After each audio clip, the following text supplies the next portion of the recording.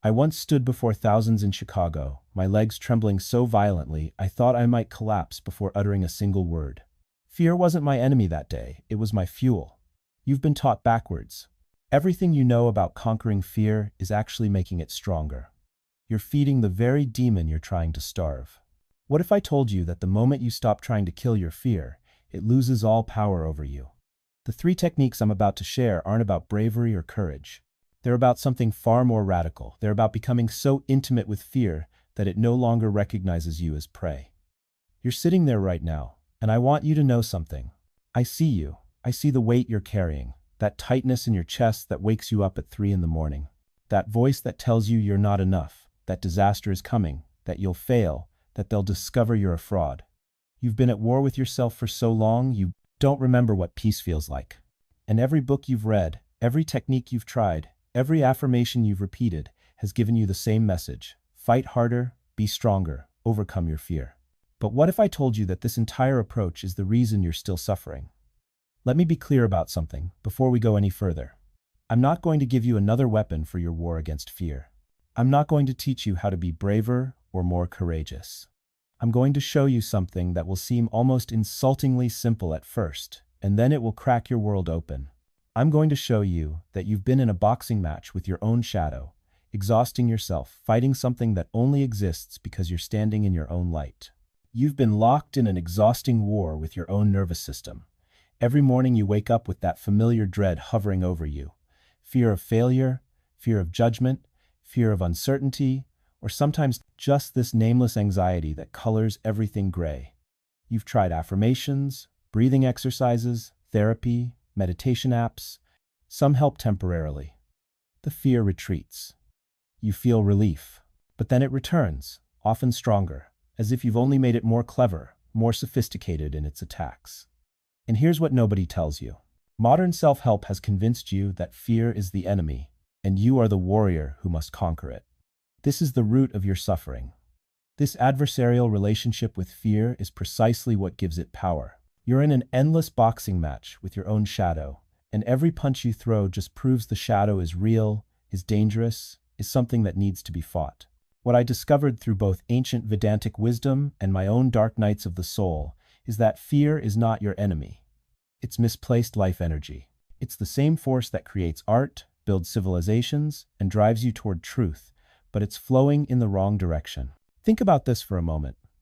The energy you feel when you're terrified and the energy you feel when you're passionately excited about something, they're almost identical in your body. Racing heart, heightened senses, every nerve alive. The only difference is the story your mind tells about these sensations. The 3 mind tricks I'm sharing aren't about defeating fear. They're about recognizing its true nature and redirecting that energy instantly. This isn't about becoming fearless. That's a dangerous delusion, a fantasy sold to you by people who've never truly faced themselves in the dark. This is about becoming fearful in the right way, full of appropriate, intelligent awareness that protects you, not paranoid terror that paralyzes you. Now I need you to understand what makes this different from everything else you've tried. I won't give you mantras to repeat or breathing patterns to memorize. I'm not going to tell you to visualize white light or think positive thoughts. I'm going to show you how to change your relationship to the physical sensation of fear in seconds, how to use your body's own intelligence to interrupt panic, and how to transform fear from an obstacle into information. This is surgical, immediate, and based on a radical reframe. You're not broken, and fear isn't wrong. You've just never been taught how the machinery actually works. Let me take you back to a winter morning in the Himalayas. I was walking with my master along a river that had frozen solid overnight. I was young, maybe 20 years old, and I was convinced that spiritual advancement meant the complete absence of fear. I had been meditating for hours every day, studying texts, practicing austerities, and I told him proudly, with all the arrogance of youth, "Master, I no longer fear death. I have transcended fear." He stopped walking. The snow was deep around us, and the silence was so complete you could hear it ringing in your ears. He bent down and picked up a large rock, maybe the size of both my fists together. And before I could react, before I could even process what was happening, he hurled it directly at my head with tremendous force. I dove to the ground. No thought, no philosophy, no transcendence, just pure animal survival. My heart was hammering so hard I thought it would break through my ribs. My breath was ragged, coming in gasps. My hands were shaking as I pushed myself up from the snow.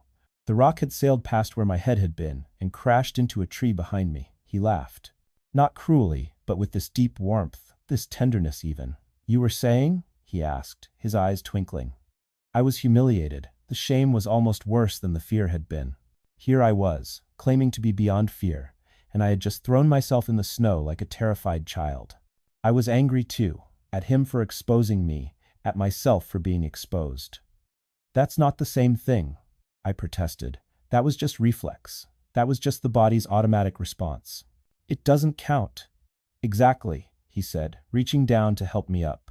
His hand was warm and steady. "Your body has wisdom, your philosophy doesn't. Your body knew what to do. It protected you. It didn't need your permission or your beliefs about transcendence." Now, notice the river. We stood there together, looking at the frozen surface. It was covered in snow, completely still, like a white road stretching into the distance. "Is the water gone?" he asked me. "No," I said. "It's underneath." "Is it dead?"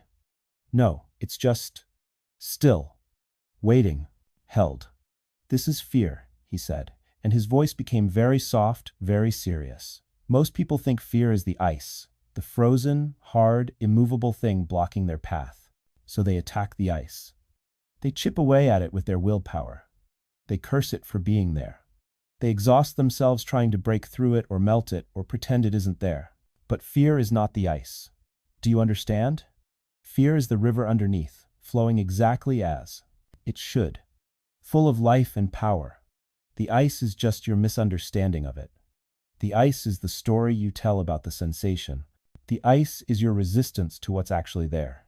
He knelt down and swept snow from the surface with his bare hand. "When you learn to see through the ice, you stop fighting it. You recognize the living water beneath. And then, watch this."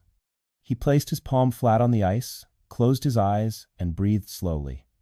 I watched, fascinated. After a long moment, he pressed down firmly, and I heard a crack. Not a violent break, but something else. A conversation. The ice responding to warmth, to presence, to patience. "You don't conquer fear," he said, standing up and brushing snow from his robes. "You befriend the life force that fear actually is. Then it serves you. Then it becomes what it was always meant to be, energy for action, not paralysis." This teaching became the foundation of everything I later shared across the world. But here's what confused me for years afterward. If fear is just life energy, if it's just this neutral force like water, why does it feel so terrible? Why does it stop us in our tracks? Why does it make us sick, keep us awake at night, ruin our relationships, sabotage our dreams? The answer lies in understanding not just what fear is, but where it gets trapped and why. There's an ancient story I've shared everywhere, from the streets of Calcutta to the grand halls of California, and it never fails to create a shift in people. A man is walking home at dusk. The light is fading, shadows are long, and he's tired from a day of work. He sees a snake coiled on his path directly in front of him. His body floods with terror instantly. His heart pounds like a drum. Every muscle tenses. Adrenaline dumps into his bloodstream. He freezes completely, unable to move, barely able to breathe. Then, slowly, carefully, he backs away, takes another route home, arrives shaking and exhausted. The next morning, in full daylight, he walks the same path. He's curious, cautious. He looks down at where the snake was, and he sees it clearly now. It's a rope, just a coiled rope that someone dropped on the path. Not a snake at all. Now, here's what most teachers do with this story. They say, "See, your fear was just an illusion. The snake was never real. You were afraid of nothing. Learn to see reality clearly, and you'll never be afraid again." But that completely misses the profound teaching hidden here. The fear was completely real. His racing heart was real. His flooded nervous system was real. The chemical cascade in his body, the tension in his muscles, the overwhelming urge to run all of it was absolutely real. What was mistaken was not the fear itself, but the interpretation. The story he told about what he was sensing. His eyes saw a shape in dim light. His brain filled in the details based on past knowledge and survival programming, and his body responded to the story, not to the actual present moment reality. This is crucial. and I need you to really hear this. I'm not teaching you that your fear is imaginary. I'm not telling you to just think positively and your problems will disappear. I'm teaching you that your fear is real, valid, intelligent, but it's responding to a story, not to what's actually happening right now. And once you understand this distinction, everything changes. When I was invited to speak at the Parliament of Religions in Chicago in 1893, I experienced this directly in a way that would have destroyed me if I hadn't understood this principle. I was backstage, waiting to address thousands of people.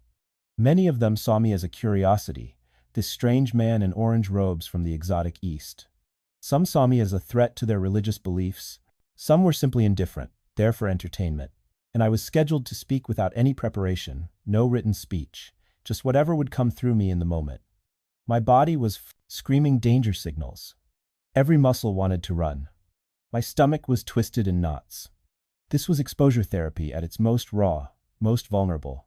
And here's what nobody tells you about this moment. The moment you're standing there, feeling everything, wanting to escape but choosing to stay. This is where the real work happens. The presenter called on someone in the front row.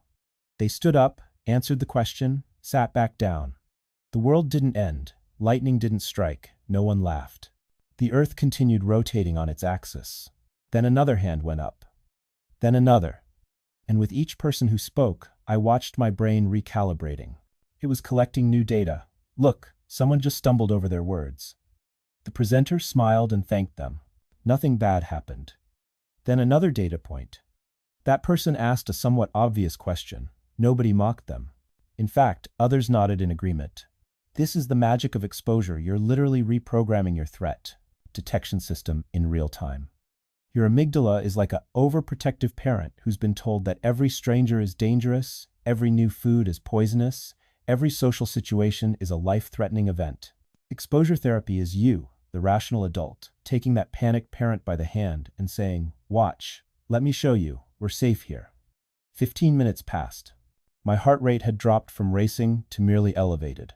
The tension in my shoulders had loosened slightly.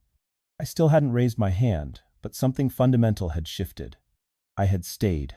I had sat with the discomfort instead of fleeing. I had survived the anxiety without it consuming me. That seminar became my training ground. I went back the next week, and the week after that. Each time I pushed slightly further. First, I just attended. Then I sat closer to the front. Then I made eye contact with the presenter. Then, and this took me 3 months, I raised my hand. My voice shook when I asked my question. I'm certain everyone could hear it trembling. But I asked it, and the presenter answered thoughtfully. And afterwards, during the break, 2 people came up to tell me they'd had the same question. I hadn't embarrassed myself. I had contributed. This gradual progression, this is the architecture of lasting confidence. Not quantum leaps into terror, but measured steps into discomfort. And here's what I discovered about this method. It works because it respects both your ambition and your nervous system. You're not asking yourself to become someone else overnight. You're asking yourself to become slightly braver than you were yesterday. I began applying this everywhere. If I wanted to approach someone I admired, I'd first practice smiling at strangers. If I wanted to lead a project, I'd first volunteer to organize a small team meeting. Each success, however minor, deposited a little more evidence into my belief account. Evidence that I was capable, that I could handle uncertainty, that I wouldn't shatter under pressure. The 4th pillar is what I call ***, service beyond self-concern, ***. This may sound paradoxical. How does focusing on others build your own confidence? But stay with me, because this principle transformed everything for me.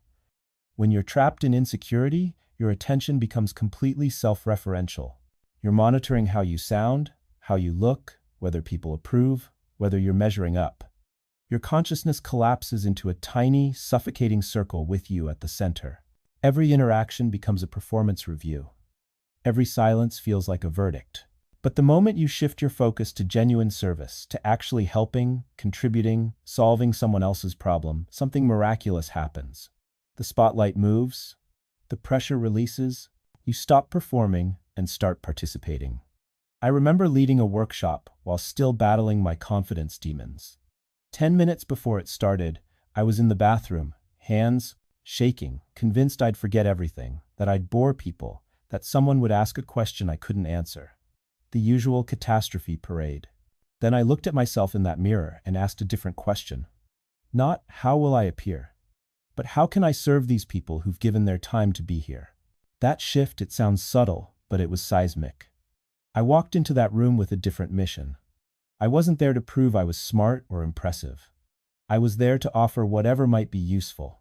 If I stumbled over words, fine, as long as the idea got through. If I didn't know something, fine, I'd learn it with them. The workshop went well. Not because I suddenly became perfect, but because I'd stopped trying to be. I'd started trying to be useful instead. This principle extends everywhere. In conversations, stop worrying about sounding interesting. Get genuinely interested in the other person. In your work, stop obsessing over looking competent. Focus on creating something valuable. In relationships, stop performing worthiness. Show up with genuine care. When you serve something larger than your own image, confidence becomes a byproduct rather than a goal. You're too busy contributing to worry about how you're being perceived. This shift from ego to service is what I discovered in the presence of my master, Sri Ramakrishna. He never spoke about confidence. He spoke about surrender, not the surrender of weakness, but the surrender of the small self to the vast self. When you are connected to something infinite within you, the opinions of the finite world lose their weight. You see this in every field. The greatest artists don't create to impress critics, they create because something demands to be expressed through them. The most effective leaders don't lead to validate their authority, they lead because the mission requires leadership. The difference is palpable. One reeks of neediness, the other radiates presence. Let me give you something practical. Tomorrow, enter one situation where you typically seek approval with a different intention.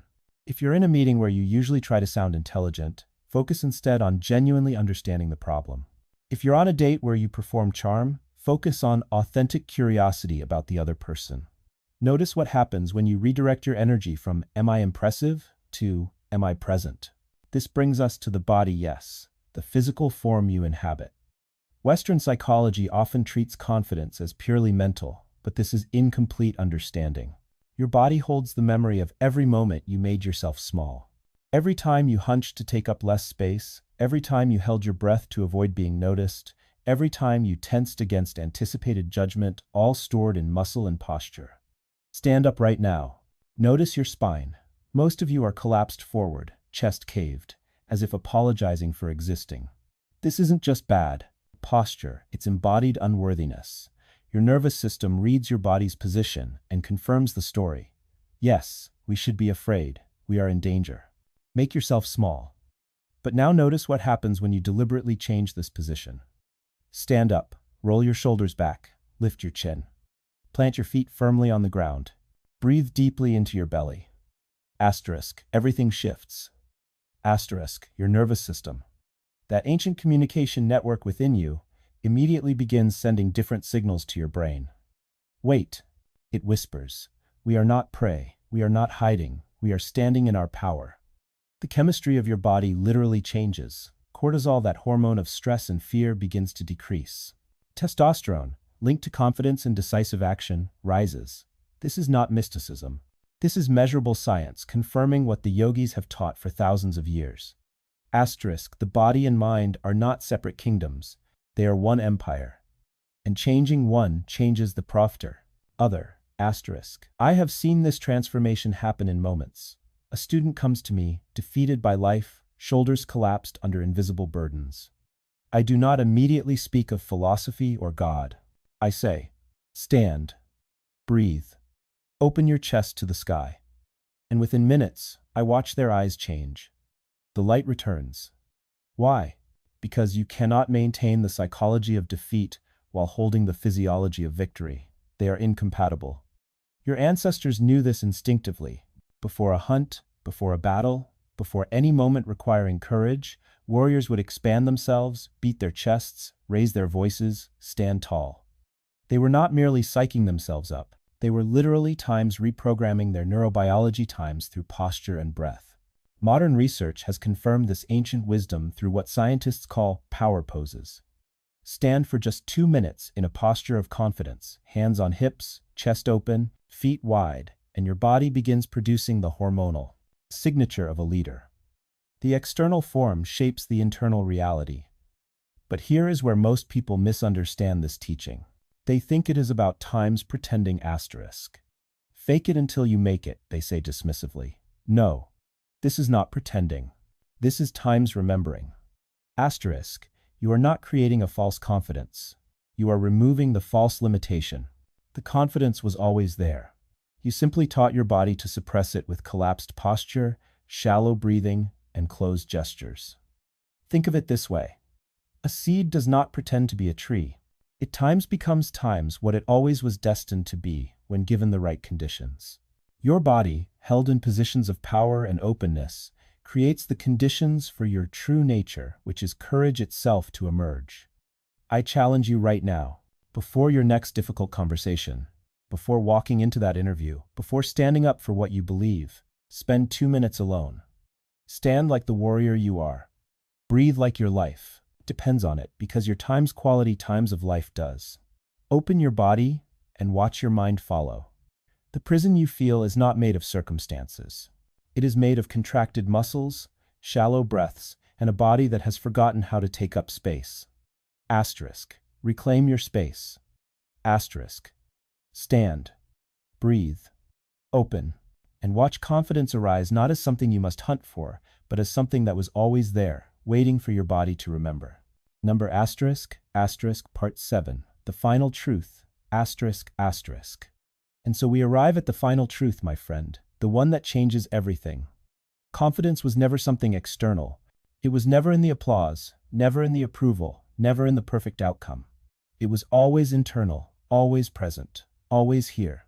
You see, we have been taught to seek it everywhere but within. We chase degrees, titles, relationships, wealth, thinking that these times will finally give us the right to feel confident. But watch what happens. You achieve the goal, and for a brief moment, yes, there is relief, there is satisfaction. But then what? The mind, ever restless, immediately creates a new target, a new standard, a new reason why you're still not enough.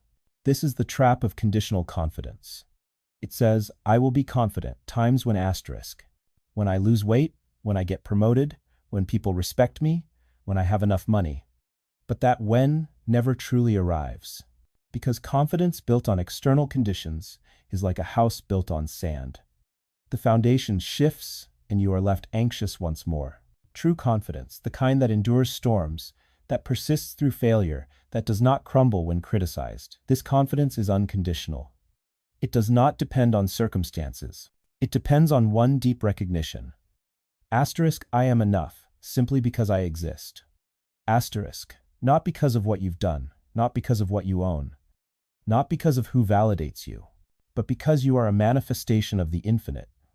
Because the same power that spins galaxies and orchestrates sunrises is the power that beats your heart. You are not separate from life. You times are times life, experiencing itself. Can you feel that? Even for a moment?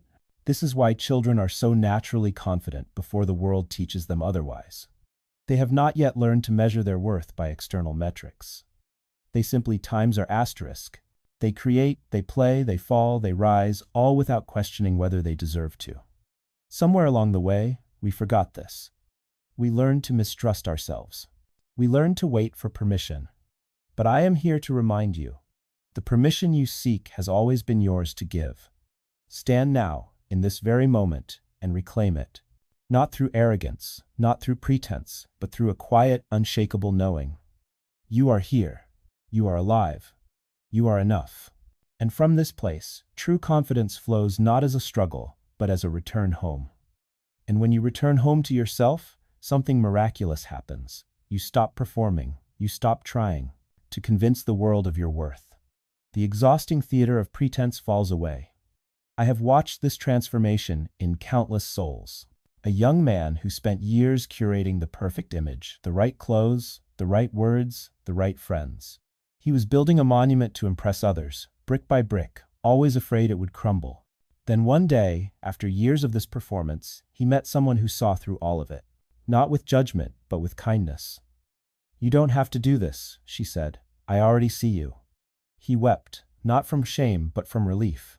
The burden he had been carrying, the weight of constant presentation fell away. And what remained was simply himself. Imperfect, uncertain, but real. And in that realness, he found something the performance had never given him. Peace.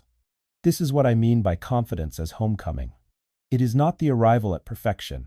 It is the courage to be imperfect and to stand in that truth without apology. The world will always have opinions. Always. If you are quiet, they will say you are weak. If you speak up, they will say you are arrogant. If you succeed, they will question your methods. If you fail, they will say they knew all along. There is no winning this game. The only freedom is to stop playing it. And here is what you must understand. Their opinions are not about you. They are about them. The critic who calls you inadequate is speaking from their own wound. The voice that says you will never be enough is echoing from their own emptiness. You are merely the screen onto which they project their fears. So let them have their opinions. Let them think what they will. Your work is not to control their perceptions. Your work is to know yourself so deeply that their judgments cannot shake you. To be so rooted in your own truth that the winds of criticism pass over you like weather, real, but not defining. This is the final teaching. You are not here to shrink yourself so others feel comfortable. You are not here to dim your light so others do not feel their darkness. You are here to burn brightly, to live fully, to express the unique note that only you can sing in the symphony of existence. And when you do this, when you stand in your truth without arrogance but without apology, you give others permission to do the same. Your freedom becomes their invitation. Your confidence, born not of ego but of self-knowledge, lights the path for someone else who is still searching in the dark.